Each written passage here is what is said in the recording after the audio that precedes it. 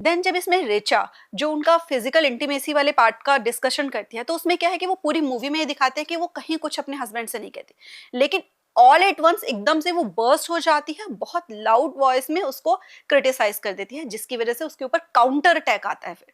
तो यहाँ से ये समझने की जरूरत है कि अगर आपको अपने पार्टनर को करेक्ट भी करना है या बहुत प्रॉब्लमेटिक बिहेवियर हो रहा है उनका, पहले तरीका हमें सुधार लेना है कि हमें उसको राइट टाइम पे हम उस बात को करें, हम उसको कहने का राइट तरीका देखें, ताकि वो पार्टनर को समझ में आए। अगर हम एक्सपेक्ट कर रहे हैं वो जो पॉजिटिव चेंज है पार्टनर में आए उसके लिए, अगर हम सिर्फ उसका मुद्दा बनाकर सिर्फ एक लड़ना चाह रहे हैं और रिलेशनशिप ही खराब करना चाह रहे हैं, तो वो सही तरीका था जो रिचा ने अपनाया था।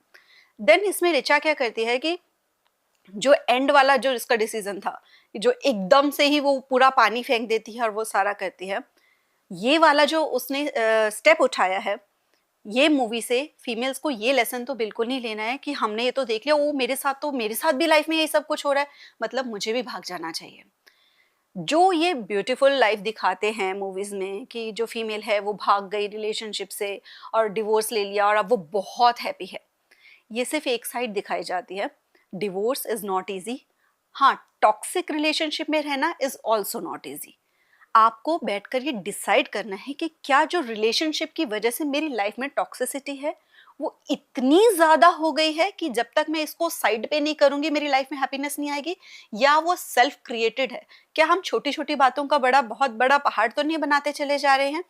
कहीं हम मूवी को देखकर अननेसेसरी अपनी लाइफ के सिचुएशन से उसको रिलेट तो नहीं करते जा रहे? कहीं ऐसा तो नहीं कि मूवी में दिखाई हुई चीजों की वजह से हमारे पार्टनर के अंदर जो अच्छाइयां हैं हम उनको इग्नोर कर रहे हैं, हमारी लाइफ में उनका क्या वैल्यू एडिशन है उसको इग्नोर कर रहे हैं? कहीं ऐसा तो नहीं कि मूवी में सिर्फ ये दिखाया गया है क्योंकि फीमेल्स बेचारी हैं, देखो उनको कोई मौका नहीं मिल रहा, वो कोई सुन नहीं रहा, उसकी वजह से हम आत्म मंथन भी ना करें? हो सकता है कि अगर हमको ये लग रहा है कि हमारे भी रिलेशनशिप में यही सब चल रहा है, मैं भी सारा दिन घर ही काम करती रहती हूँ, मुझे भी कोई नहीं पूछता है, तो क्या हमने कभी स्टेप लिया है? कभी हमने डिसाइड किया? कि हमने कभी गोल्स बनाए?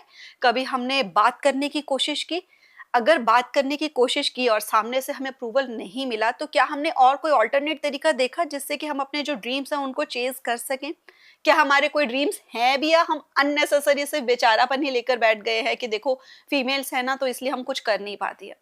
ये सब सोचकर सेल्फ पिटी में नहीं जाना है, अननेसेसरी अपने रिलेशनशिप को स्पॉइल नहीं करना है। और सबसे सबसे बड़ी बात ये कि सेल्फ डिपेंडेंट बनने का मतलब सिर्फ और सिर्फ पैसा कमाना नहीं होता। रिचा ने इसमें मूवी में एक चीज को बहुत बड़ा दिखाया गया कि वो जो सिंक का पाइप होता है वो लीक कर रहा होता है, वो बार बार अपने हस्बैंड से कहती है कि इसको ठीक करवा दो, वो कहते हैं करवा देंगे, उनको टाइम नहीं मिल रहा होता। और ऐसा मोस्टली फीमेल्स के साथ होता है कि हम जब हस्बैंड्स को बोल रहे होते हैं ना कि ये काम करवा दो, ये काम करवा दो, उनको टाइम नहीं लग रहा होता, वो चीजें आगे चली जाती हैं। तो ऐसे में हमको ये ध्यान रखना है कि हम भी इतने सेल्फ डिपेंडेंट बने कि ये जो प्लम्बर, इलेक्ट्रिशियन, ये जो छोटे छोटे काम है ना, इनके लिए उनके नंबर्स को हम खुद अपने पास रखें और हम खुद हैंडल कर सके, उन कामों को खुद बुलाकर रिपेयर एंड ये सब करवा सके। जितना हो सके हम भी सेल्फ डिपेंडेंट बने, अपने काम खुद से करें, और मेल्स भी सेल्फ डिपेंडेंट बने। ये तौलिया लाओ वाला जो हस्बैंड की कैटेगरीज थी बहुत पहले हुआ करती थी, इसलिए हमें सेल्फ डिपेंडेंट बनना है। सिर्फ इसलिए नहीं कि ये नहीं कि मैं मेल हूं और जो मैं हस्बैंड हूं मैं काम पर जाऊंगा तो क्या वाइफ इतना सा नहीं कर सकती? ये एक पर्सन की अपनी ग्रोथ के लिए जरूरी होता है। जितने ज्यादा हम सेल्फ डिपेंडेंट होते हैं ना उतनी ही हमारी ग्रोथ होती है। तो इसलिए अपना काम खुद से करना हमें सीखना है, ताकि जो आगे आने वाली जनरेशन है हम उनको भी ये गाइडेंस दे सकें कि अपना काम कैसे खुद से करना है। क्यों सीखना है, इसका सबसे बड़ा रीजन मैं आपको बताती हूँ कि मैंने अपने घर में खुद देखा है। मेरे दादाजी वो फुली डिपेंडेंट रहे हमेशा मेरी दादी जी के ऊपर, और मेरी दादी जी पीछे ऐसा हुआ कि वो हॉस्पिटलाइज हो गए, तो मेरे दादाजी को ना आरओ में से पानी नहीं लेना आ रहा था कि ये आरओ में से पानी लेते कैसे हैं।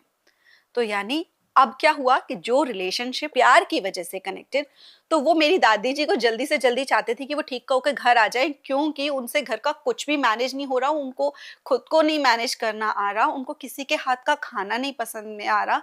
तो ये सारी चीजें जो होती है लाइफ में, कभी भी ऐसी सिचुएशन बन सकती है कि हम खुद के ऊपर ही हमें पूरी तरह से डिपेंड होना पड़े। तो इसलिए खुद अपना ख्याल अगर हम रखना नहीं सीखेंगे तो हम किसी और का भी नहीं रख सकेंगे। तो सबसे बड़ी बात जरूरी यहाँ पर ये है कि खुद से प्यार करना है, अपने रिलेशनशिप्स जो हैं उनको इन मूवीज की वजह से खराब नहीं करना है, और मेल वर्सेस फीमेल तो कभी भी नहीं करना है, क्योंकि जो फेमिनिज्म भी है उसका मतलब सिर्फ ये है कि अगर हम कुछ करना चाह रहे हैं लाइफ में तो वो हम कर सकें, उसको करने की हमको अपॉर्चुनिटी मिले, और उसके लिए हमें लड़ना झगड़ना नहीं है, हमें राइट तरीका अपनाना है। आई होप कि आपको कुछ जो मैसेज है मैं देना चाह रही थी वो क्लियर हुआ होगा, और जितना हो सके इसको शेयर कीजिएगा, पसंद आया हो तो लाइक ज़रूर कीजिएगा, और कमेंट करके मुझे ज़रूर बताइएगा कि आपको इस मूवी में से क्या इंसाइट्स मिले थे। अगर चैनल को अभी तक सब्सक्राइब नहीं किया है तो सब्सक्राइब करके नोटिफिकेशन बेल पे क्लिक ज़रूर कर देना। मिलते हैं नेक्स्ट वीडियो में, तब तक के लिए नमस्ते।